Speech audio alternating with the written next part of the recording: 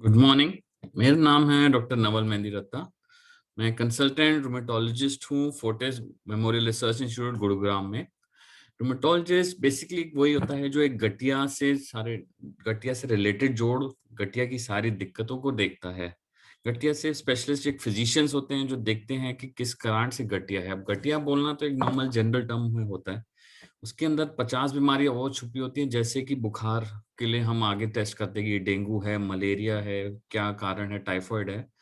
गठिया में भी वही चीज होती है कि गठिया एक सिर्फ लक्षण आ रहा है कि कुछ अंदर तो शरीर में खराबी चल रही है।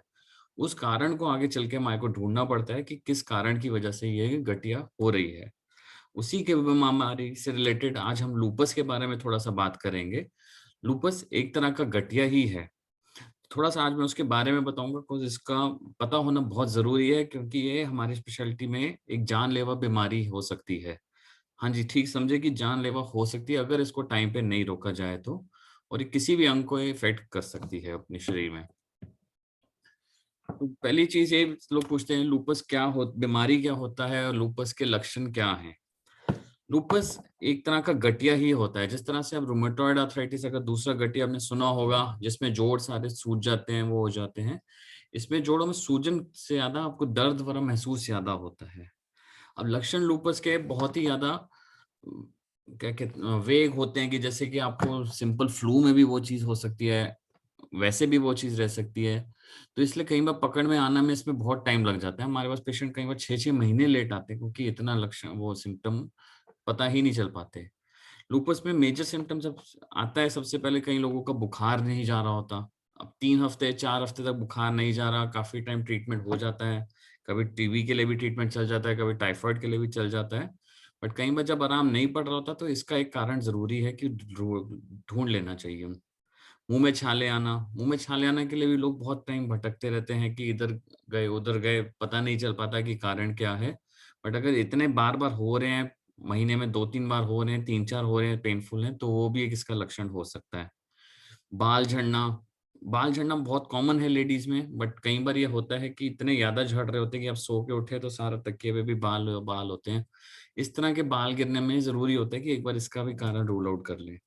कई लोगों के मुंह में सूखापन आना, आंखों में चुभन आना, रैशेज आना, जैसे लाल छपकी आ जाती है इस चेहरे पे, और जैसे ही धूप में जाओ तो वो लाल छपकी और खराब होनी शुरुआत हो जाती है। और थकावट बहुत ही ज्यादा रहती है इस बीमारी में क्योंकि शरीर में कहीं ना कहीं अंदर कुछ चल रहा होता है जो ऊपर दिखता नहीं है। तो ये सारे लक्षण ही लूपस के माने जाते हैं। बट ये तो एक लक्षण है जो ऊपर से दिख जाते हैं, तो इससे आपको डायग्नोसिस पकड़ आने में आसानी हो जाती है। कुछ 90% लोगों में ये लक्षण पहले थोड़े बहुत चल रहे होंगे, उसके बाद ही किसी जगह मेजर जगह पे इफेक्ट देता है। और जब लूपस को हम बोलते हैं तो वो सर से पैर तक किसी भी जोड़ को इफेक्ट दे सकता है, किसी भी अंग को आपके इफेक्ट दे सकता है। सबसे ज्यादा जो थ्रेटनिंग इसमें कहते हैं, जिसमें जो जानलेवा कहते हैं, वो किडनी का ही होता है कि किडनी पे ये इफेक्ट देकर उसको पूरा डैमेज तक कर सकता है अगर इसको टाइम पे नहीं रोका जाए तो। दूसरा ऑर्गन, हमारे पास कई पेशेंट है जिनके वॉल्व पे भी इसने हार्ट के डैमेज करा हुआ है, और वो कई बार ज्यादा लेट हो तो रिपेयरेबल नहीं हो पाता है। सिमिलरली मिर्की भी कई लोगों में ये देता है, कई लोगों में लंग्स में पानी भर देता है। तो अगर आप पूछेंगे तो सबसे ज्यादा बोन मैरो में सबसे ज्यादा इसका इफेक्ट आता है कि आपका जो प्लेटलेट्स है, व्हाइट ब्लड सेल, हीमोग्लोबिन सब बन तो ठीक रहा है, बट ये उसको तोड़ता चला जाता है। तो ये सारे लक्षण काफी लूपस के अंदर ही कैरेक्टराइज होते हैं। और ये जरूरी होता है इस बीमारी को पकड़ाना को, ये काफी बीमारियों के साथ मिमिक करता है कि ऐसे कि उनके जैसा ही दिखता है बट होता कुछ और है। इसलिए इसको एक भेड़िए का भी बीमारी कहते हैं क्योंकि किसी भी बीमारी की तरह आ सकता है, चाहे वो इन्फेक्शन हो चाहे वो कैंसर हो, उनके साथ ये मिमिक करके वैसे आ सकता है। ट्रीटमेंट कुछ और चल रहा होता है, चल ये बीमारी भी होती है। ऐसे हमारे पास काफी केसेस इस चीज के लिए देखे जाते हैं। लूपस होने के कारण क्या होते हैं? तो लूपस एक ऑटोइम्यून बीमारी होती है। जब हम ऑटोइम्यून बोलते हैं तो ये इसका मतलब यही होता है कि सारे गठिया जो मोस्टली आते हैं वो ऑटोइम्यून ही होते हैं। तो जो आपका इम्यून सिस्टम है आपके बचाव के लिए है, जैसे आपने घर में एक डॉग रखा हुआ है अपने बचाव के लिए, वो ही गड़बड़ा जाता है और आपको ही काटना शुरू कर दे वही डॉग। यही इम्यून सिस्टम का भी काम होता है कि आपका बचाव करता है। कहीं पर सर्दी जुकाम हुई, आपने कुछ भी नहीं लिया, अभी आपने कोविड में भी देखा होगा बहुत लोगों को ट्रीटमेंट की भी जरूरत नहीं पड़ती क्योंकि उनका इम्यून सिस्टम ही फाइट कर लेता है उस चीज के साथ। कई बार यही इम्यून सिस्टम आपके अगेंस्ट हो जाता है। वो आपके जहाँ अच्छी सेल्स बनाएगा वहां वो खराब पदार्थ भी बनाना शुरू करेगा। वो खराब पदार्थ कई बार नंबर उसका इतना ज्यादा बढ़ जाता है कि वो आपके ही सारे अंग को इफेक्ट करना शुरू कर देती है और डैमेज करना शुरू कर देती है। इस तरह से इसलिए इस बीमारियों को ऑटोइम्यून ही कहते हैं।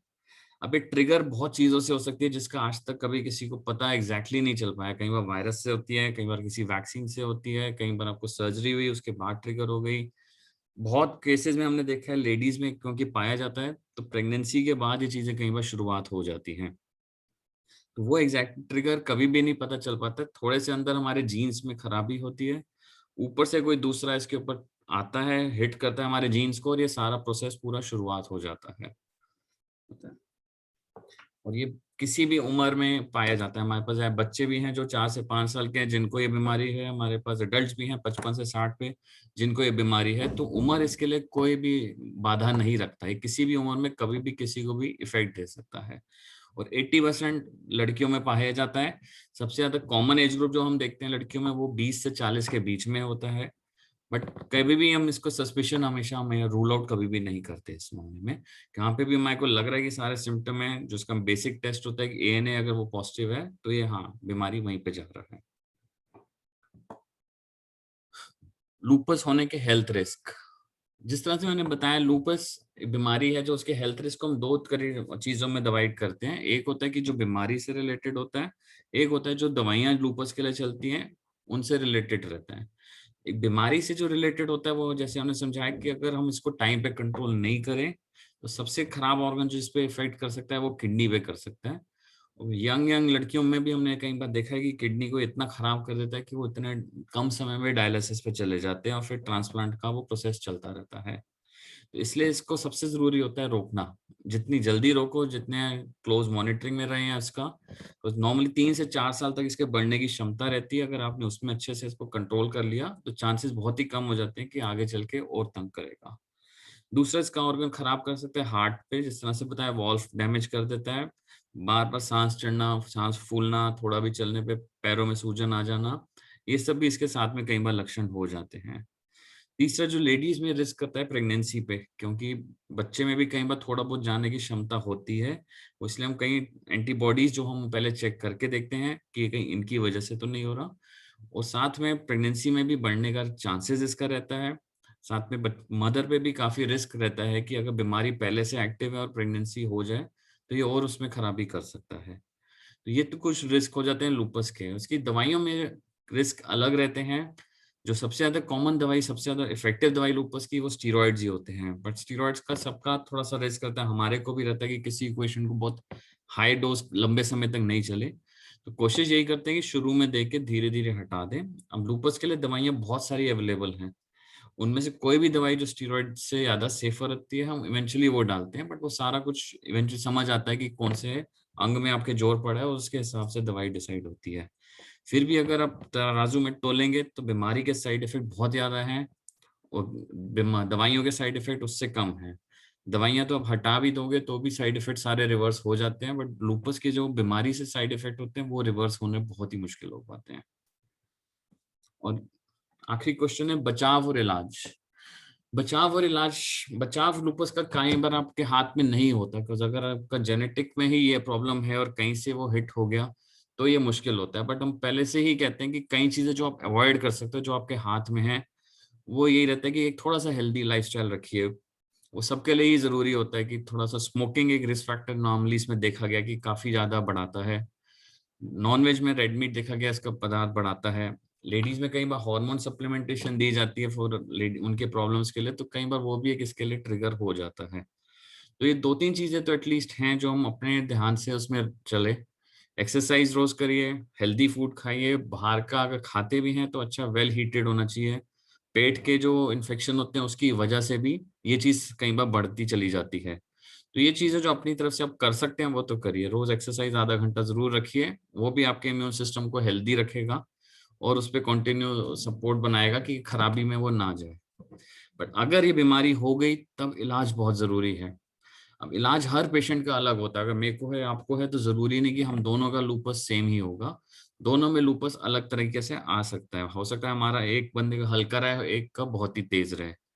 अब हल्के वाले को दवाइयों की रिक्वायरमेंट बहुत कम होती है। कई हमारे पेशेंट्स हैं जो सिर्फ आयुर्वेदिक पे भी चल रहे हैं, हम उनके भी अगेंस्ट नहीं बोलते, बट हम जिसे कहते हैं एक बार जरूरी मॉनिटरिंग अपनी जरूर रखा करो। ये नहीं सोच के चलिए कि वो जड़ से हटा देगा बीमारी को, बस जड़ से कहीं पे भी अब चले जाए, अमेरिका, ऑस्ट्रेलिया, सब जगह कोई भी नहीं बोलता कि जड़ से बीमारी हट सकती है। हाँ, वो शांत हो जाती है, दब जाती है और शांत चलती रहती है काफी समय तक। और वो हमने उन्हीं पेशेंट्स का देखा जिनका टाइमली इलाज हो जाए, टाइम से इसको बंद हो जाए। बहुत हमारे पेशेंट्स खराब हालत में भी आए थे, बट आज वो एकदम बिल्कुल ठीक होकर अपनी नॉर्मल लाइफ भी जी रहे हैं। तो इलाज हर पेशेंट का अलग होता है। इलाज को हम ऑर्गन के हिसाब से डिसाइड करते हैं कि कौन से अंग में जोर है। अगर किडनी पे जोर आएगा तो सारी बीमारियां अलग हो जाती हैं। अगर लग रहा है कि हाँ सिर्फ मुंह पे छाले हैं, जोड़ों में दर्द है, तो हल्की दवाई भी चलती है। तो हर पेशेंट का इंडिविजुअलाइज करना पड़ता है ट्रीटमेंट, कि हाँ ये पेशेंट को इतना ही ट्रीटमेंट चाहिए, ये पेशेंट की ये वाली मॉनिटरिंग चाहिए। कई लोगों को 4-4 हफ्ते में आना पड़ता है, कई लोग 6 महीने में भी एक बार आते हैं। एंड खासकर जैसे बताया था, ये यंग लड़कियों में होता है जो जिनकी मदर बनने की उम्र भी होती है। तो इसलिए ट्रीटमेंट को उनके साथ डिस्कस करके ही आगे बढ़ते हैं। हम कभी भी ऐसे नहीं डालते कि हाँ अब ये ट्रीटमेंट ले लीजिए और इम्प्लीकेशंस ना बताएं तो उसकी ज्यादा कॉम्प्लिकेशन होती है। तो इसलिए इसको कहते हैं individualising the treatment. Her patient के हिसाब से, उसके सिम्टम्स के हिसाब से, कौन से अंग के हिसाब से, और आगे उसकी लाइफ की रिक्वायरमेंट्स कैसी है उनके हिसाब से डिसाइड करके फाइनल इलाज देते हैं।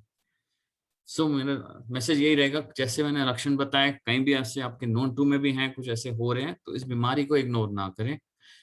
खतरनाक बीमारी है, टाइमली डायग्नोस होना इसका सबसे ज्यादा जरूरी होता है, और टाइम पे इसका रोक दिया जाए बीमारी को बढ़ने से, वो सबसे ज्यादा जरूरी होता है। Thank you. हमसे क्वेश्चंस के लिए आगे यू कैन रीच आउट।